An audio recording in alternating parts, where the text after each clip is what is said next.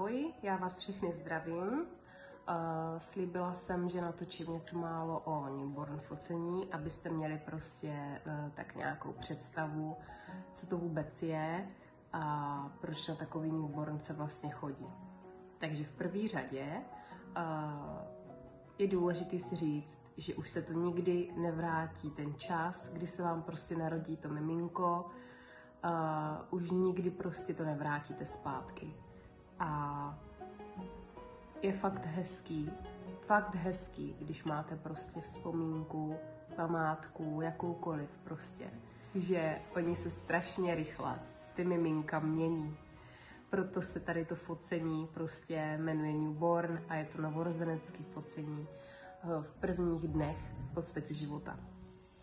Ideální dobou, kdy na takový focení jít, tak je to od prvního týdne až do takových 3 týdnů. Ale samozřejmě tam záleží na mnoha faktorech. Ale ideální je třeba od těch 3 kilo chodit.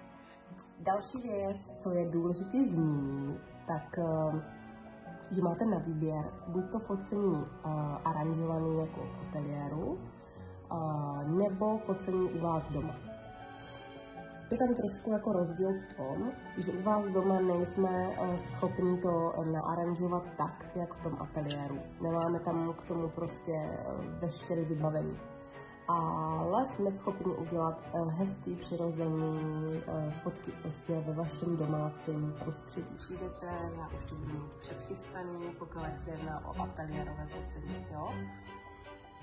Budu mít předchystané scény, budu mít předchystané, co my oblečeme, jak to bude vypadat, to už já budu mít prostě všechno nachystané. Takže vy jenom dojdete a předáte mi miminko, já si ho prostě vysleču, zabalím, nachystám, pokud bude potřeba, tak ho dokrmíte, dokojíte. Jestli je zvyklý na dudlík, prostě vemte mu i dudlík na to focení, opravdu to nevadí, jako je to i lepší, protože je to miminko pak víc klidnější, jo? Takže takhle, pak se to miminko teda nachystá a jde se teda fotit, jo?